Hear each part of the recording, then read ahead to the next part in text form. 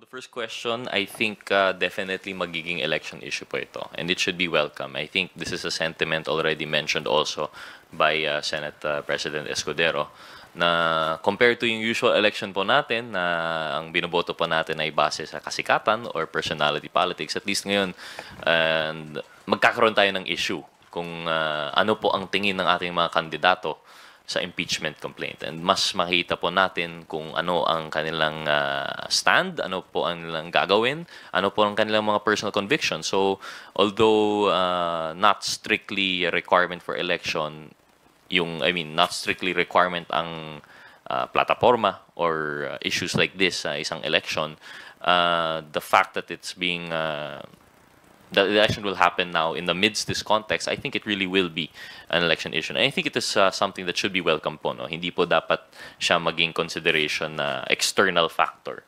So, yun. Sa katanungan kung ito ay election issue, absolutely naniniwala po ako na ito ay isang election issue dahil dapat nating tanungin ng ating mga ihinahalal kung kung dapat bang panugutin ng mga tao patungkol sa pagwawaldas ng pera ng bayan, patungkol sa hindi paggamit ng tama ng pondo ng bayan, patungkol sa hindi pagsunod sa saligang batas, patungkol sa paggamit ng pondo ng bayan. So, isang malaking test po yan sa lahat ng kandidato sa aming mga paninindigan para sa bayan. Maraming salamat po.